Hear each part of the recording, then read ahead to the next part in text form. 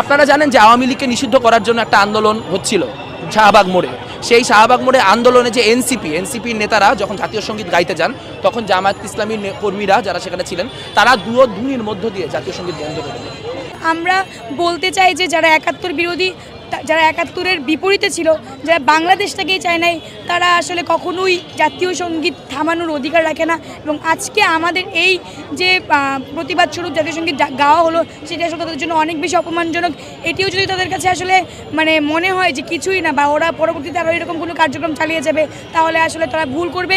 আমি তাদেরকে সাবধান করে দিতে চাই যে বাংলাদেশের হয়ে কাজ করেন, বাংলাদেশে যেহেতু আছেন, কখনো বাংলাদেশের বাইরে গিয়ে কোনো কাজ করবেন না, এবং বাংলাদেশের জাতীয় সঙ্গীতকে সম্মান করতে শিখুন।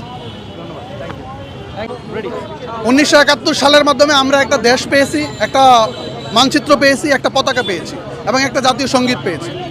আমাদের এই জাতীয় সঙ্গীতকে কিছু মুষ্টিমেয় লোকজন বিভিন্নভাবে হেয় প্রতিপন্ন করার চেষ্টা করেছে এবং এটাকে থামিয়ে দেওয়ার চেষ্টা করছে, যার প্রতিবাদ স্বরূপ আমরা ঢাকা বিশ্ববিদ্যালয়ের সাধারণ শিক্ষার্থীরা সমবেত কণ্ঠে এই প্রক্রিয়া তাদের প্রতিবাদ স্বরূপ এই জাতীয় সঙ্গীত পরিবেশনের আজকে আয়োজন করেছে, যার মাধ্যমে এদেশের মানুষ, বিশেষ করে যারা যাদের পাকিস্তান প্রীতি আছে বা অন্য আছে, তারা যাতে বুঝতে পারে বাংলাদেশের মানুষ বাংলাদেশকে ওন করে, বাংলাদেশকে ভালোবাসে, বাংলাদেশের সাথে ছিল এবং থাকে। গোলাম আজমের বাংলায় আওয়ামী লীগের ঠাঁই নাই, এই স্লোগান কে দেয় ভাই বাংলাদেশে?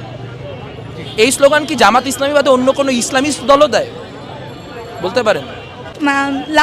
দুদিন আগে মানে আইশার নামাজের পরপর যখন আওয়ামী লীগ নিষিদ্ধ যেদিন হয়েছে, আওয়ামী লীগের কার্যক্রম নিষিদ্ধ হয়েছে, সেদিন শাহবাগে আসলে আইশার নামাজের পরপর বাংলাদেশ গণতান্ত্রিক ছাত্র সংসদের যুগ্ম সদস্য সচিব যখন মানে বলে যে জাতীয় সঙ্গীত পরিবেশনা করবে, তখন কিছু লোক যারা সামনে ছিল, ইসলামপন্থী বলা যায়, তারা যে মানে জাতীয় সঙ্গীতের অবমাননা করেছে এবং তখন ওই মুহূর্তে জাতীয় সঙ্গীতকে থামাতে বলে।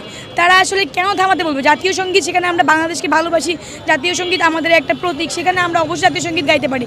তারা কেন সেটাকে নিষেধ করবে, বাধা দিবে? সেই জায়গা থেকে আসলে ওদের ওই অবমাননার প্রতিবাদ স্বরূপ আজকে আমরা এখানে গণজমায়েত হয়ে সবাই মিলে জাতীয় সঙ্গীত সমবেত সুরে গিয়েছি। আচ্ছা, তাহলে আজকের এই দিনে সাইদি তোমায় মনে পড়ে, আজকের এই দিনে গোলাম আজম তোমায় মনে পড়ে, এগুলা কাদের স্লোগান?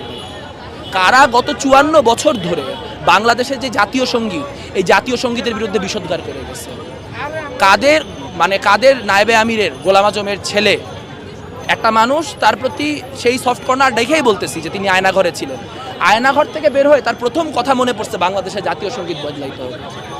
এবং ঠিক সেই একই সময় আমরা দেখছি ঢাকা বিশ্ববিদ্যালয় ছাত্র শিবিরের তৎকালীন সাধারণ সম্পাদক, বর্তমান সভাপতি এস এম ফরহাদ ইন্টেলেকচুয়াল লেখা লিখছেন ফেসবুকে যে কেন আসলে জাতীয় সঙ্গীত আমার সোনার বাংলা হওয়া উচিত না।